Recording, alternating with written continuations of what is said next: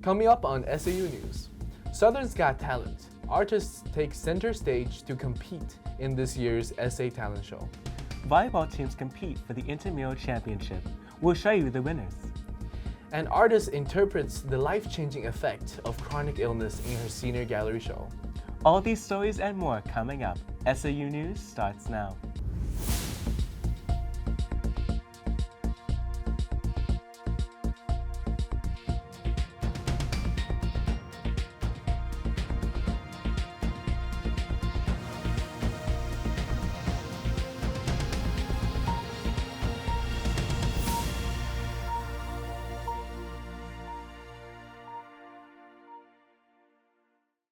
Welcome to SAU News. I'm Chino Zhao. And I'm Jordan Lightborn. Our newscast is brought to you by SUC Productions in the School of Journalism and Communication.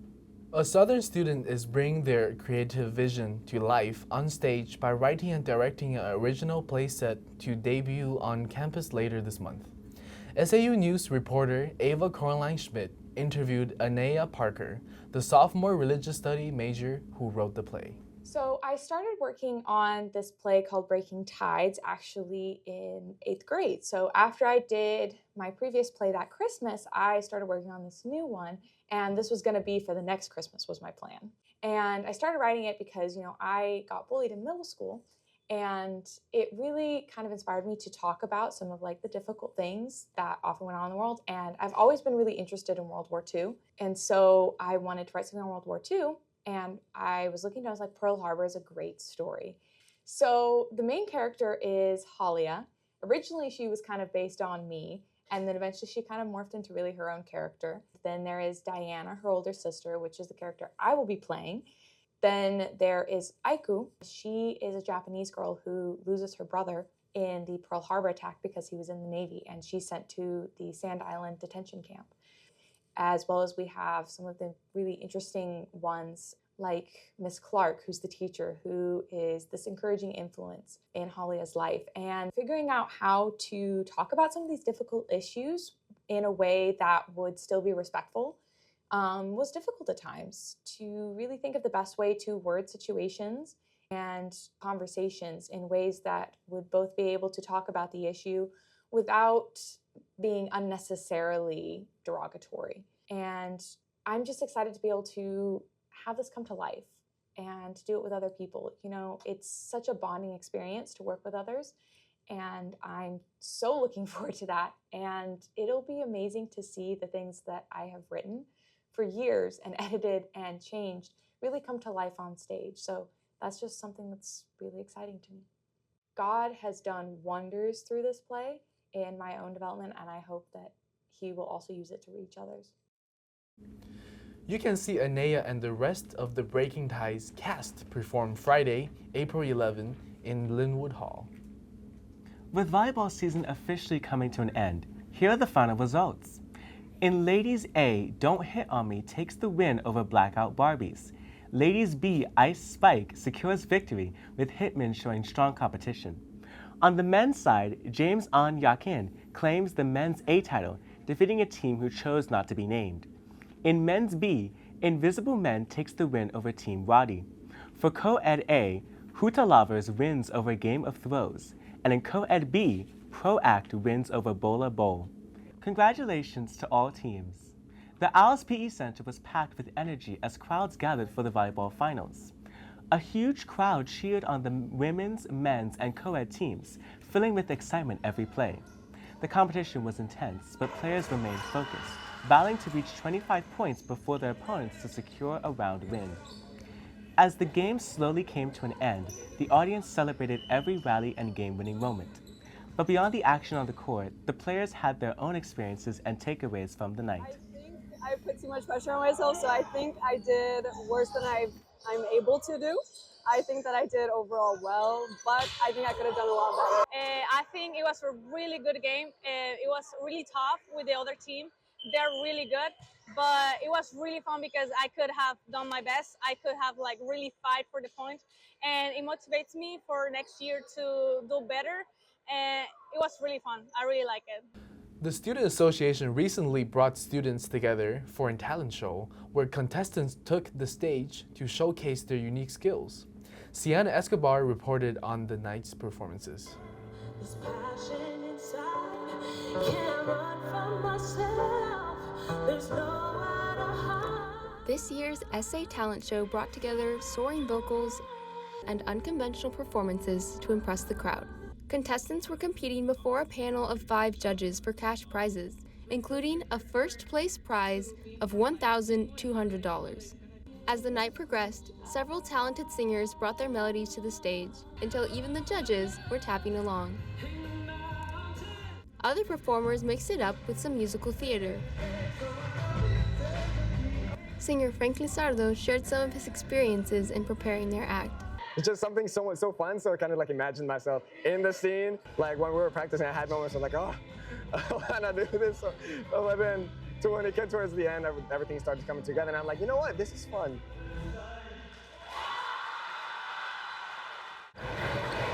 A group called the Certified Yoga Ball Dancers took the stage in sunglasses and suit jackets to perform their choreography. It was a great experience to be able to come out and perform and to make the crowd laugh, to have a good time.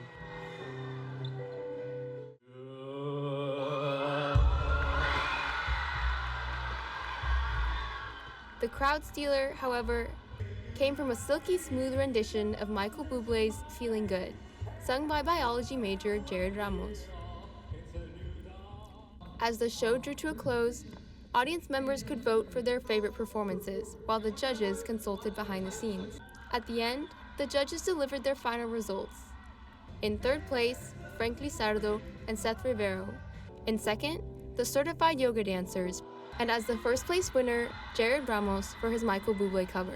I really wasn't expecting to win anything. I knew there's like a lot of talented people over here. Beforehand, I was pretty nervous coming up. And my favorite part was just stepping on stage and just feeling that all go away. While Ramos wasn't expecting to steal the show, the surprise win and first place cash prize might have helped him to walk away with a smile and feeling good. For SAU News, I'm Sienna Escobar. Wonderful. Now, Gina, if I understand correctly, you actually performed for this talent show, correct? Yes, I did. It was me and Michelle, and we played a game called Beat Saber. Have you ever played Beat Saber? I have. It is very fun. It was very fun. So, for people who doesn't know, Beat Saber is basically a game where you put on a VR headset, and then there's going to be blocks coming your way, and then you have 2 lightsabers where you can slice the cubes into halves with the arrow directing it. So, and it could be very intense sometimes once the game gets started. From the warm tropics to the Arctic Circle, Southern student missionaries spent their spring break preaching and teaching. 23 students and 2 faculty members flew to North Belize for a trip organized by Evangelism Resource Center. They practiced their sermons in the hotel by day and later that night fanned out to 22 churches to deliver the message in person. Y escuchando cada noche el mensaje, y muchas de las veces. I know I was. Some of the churches were actually tents that did not have air conditioning, but the response from the community was strong. Before leaving, pastors baptized 41 souls who made their decision for Christ. Other mission trips saw students go as far away as Nome, Alaska.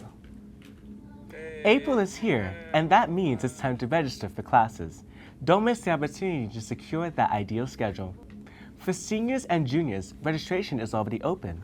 For sophomores with 24 to 54 credit hours, registration opens on April 7th. For current freshmen with 24 credit hours, registration begins on April 9th. New and transfer students, registration starts April 14th. Mark the calendar and be ready to lock in classes. This year, Southern's Giving Day brought the community together. Alumni, parents, employees, students, and friends all making the lasting impact on student lives. The fundraising drive began at 8 a.m. April 2nd and continued until noon the next day. What made the day special? Several generous alumni and friends created participation-based challenges to maximize every contribution. During the event, there was a Giving Day Carnival at the Old Student Center. plus free golf cart rides from Heckman all the way to Brock Hall. Thanks to everyone who took part. Every gift, no matter the size, helped shape the future of Southern students. Ever been stranded on the side of a road with a broken down car? It can ruin what otherwise is a perfect day. But that's just what a marketing class aimed to prevent with the unique pit stop at the university's motor pool. On a hot day, mechanics were on hand to check student cars for regular maintenance checkup. Meanwhile, drivers enjoyed refreshing drinks and popsicles. The lively music entertained everyone, creating a fun and engaging environment. Students were grateful for this thoughtful pit stop, appreciating the chance to cool off and take a break. A perfect way to combine practical help with a little extra enjoyment. An artist whose mother suffers a chronic illness is drawing on her experience as a theme in an upcoming art show.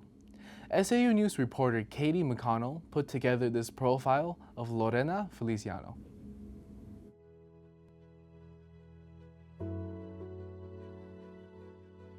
Hi, I'm Lorena Feliciano. I'm a BFA in Fine Arts, and I'm a senior graduating this semester. I'm currently in the process of my thesis project. I have to fill an entire gallery. I mainly have a lot of portraits in my show because I like people. I like drawing faces and painting faces. My biggest piece is a 6 foot by 6 foot piece. And it's a portrait of my mom and me. My mom has a chronic illness and became physically disabled about 5 to 6 years ago. It was right after I left high school, and it was really hard to realize how many things my mom couldn't do anymore just because the world wasn't accessible to her. When I was 17, I didn't realize how prevalent ableism and accessibility issues were. I always thought, I was like, no, we're fine. Then I realized how ignorant I was, and that's kind of where this is why I'm so passionate about this topic specifically, because I realized how a lot of people aren't ignorant for the for malice or whatever. It's truthfully it's just because they don't know.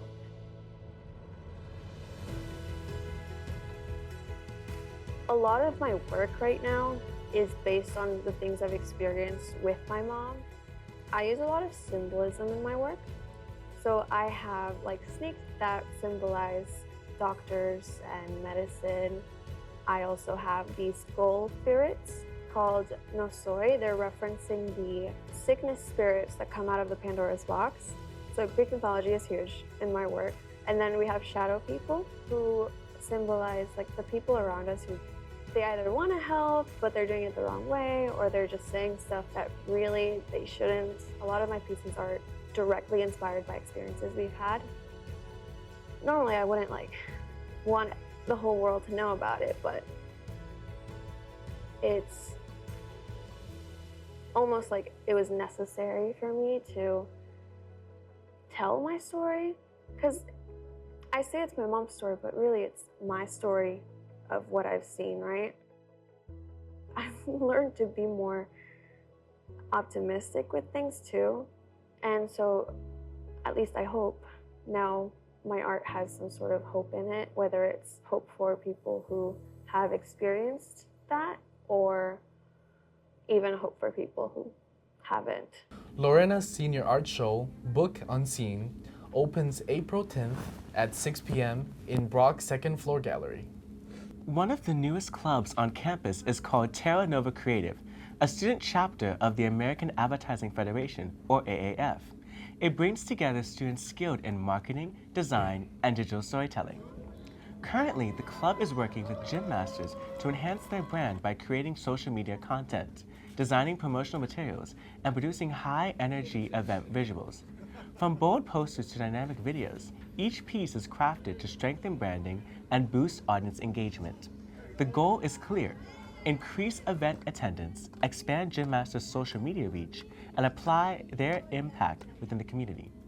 Through creative strategy, Terra Nova Creative is turning ideas into lasting impressions. SonRise is one of Southern's most anticipated annual events. But bringing it to life takes careful planning to make it an unforgettable experience.